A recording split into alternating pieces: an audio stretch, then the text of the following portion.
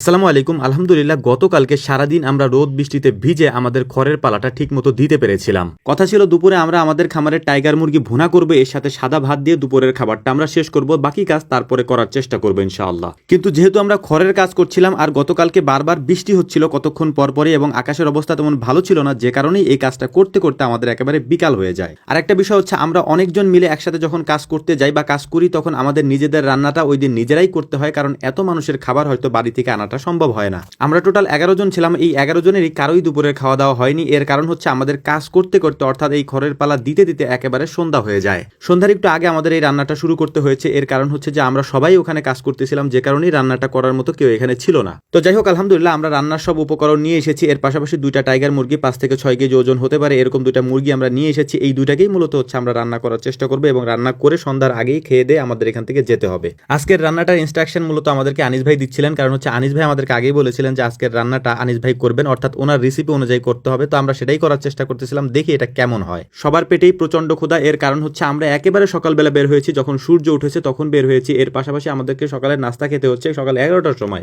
Total আমরা 6 থেকে 7টি পালা কিনেছিলাম। এই পালাগুলিকে আমাদেরকে ভেঙে তারপর নসিমনে করে আনতে হয়েছে। টোটাল প্রায় 7 থেকে 8 নসিমনের মতো হয়েছে। এই নসিমনগুলো আমরা এনেছি এবং এই কাজগুলি করতে করতে আমাদের আর সময় হয়নি খাওয়া দাওয়া করার। তবে এক ফাঁকে সময় করে হালকা নাস্তা করে নেওয়া যেত, কিন্তু আমরা সেটা করতে পারিনি মেঘের কারণে, অর্থাৎ আকাশের অবস্থা যেহেতু ভালো ছিল না, যে কোনো মুহূর্তে বৃষ্টি হতে পারে এবং কয়েকবার হয়েছিল, যে কারণেই আমরা খাওয়া দাওয়া একেবারেই করতে পারিনি। তাই প্রচন্ড ক্ষুধা নিয়ে আমাদের এই কাজগুলি করতে হচ্ছিল, কারণ একেবারে সন্ধ্যার আগে আমরা রান্নাটা করতেছিলাম। প্রচন্ড ক্ষুধার কারণে সবার এক্সপ্রেশন ছিল এরকম যে সব খাবার আমি একাই খেয়ে ফেলবো, কারণ এত বেশি ক্ষুধা আমার লেগেছে যে এক কড়াই খাবারে আমার হবে না। তো যাই হোক, সবাই মিলে যেহেতু একসাথে রান্না করতেছিলাম তাই রান্নাটা করতে আমাদের বেশি সময় লাগেনি, খুব তাড়াতাড়ি আমরা এটা করে ফেলতে পেরেছিলাম আলহামদুলিল্লাহ, এবং পরিবেশনও করতে পেরেছিলাম। এবং আমাদের দেখতে দেখতে আমরা রান্নাটা প্রায় শেষের দিকে, এবং আনিস ভাই তার মাংসে দেওয়ার জন্য সিক্রেট মশলাটা বানাচ্ছিলেন। দেখতে এটা ভালোই দেখাচ্ছিল এবং এটাও আমরা দিয়ে দিলাম আলহামদুলিল্লাহ। এবং আমাদের রান্নার যে লাস্ট উপকরণগুলি ছিল সেগুলোও দিয়ে দিয়েছি। এখন শুধু আলু বাকি আছে, আলুটা দিয়ে দিয়ে আমাদের রান্নাটা আমরা শেষ করবো এবং খুব দ্রুত আমরা খাবারটা সবার সামনে পরিবেশন করার চেষ্টা করবো ইনশাআল্লাহ। টাইগার মুরগির মাংস অন্য মুরগির থেকে একটু ডিফারেন্ট, একটু আলাদা, এবং এটা খেতেও অনেক বেশি সুস্বাদু। যদি আপনারা কখনো খেয়ে থাকেন তাহলে হয়তো বুঝবেন। তো মাংস রান্নার পাশাপাশি আমরা সালাডটা তৈরি করে নিচ্ছিলাম। এর কারণ হচ্ছে আমাদের হাতে সময় একেবারেই কম। ভাত যেহেতু আমাদেরকে বাড়ির ভিতর থেকে রান্না করে দিবে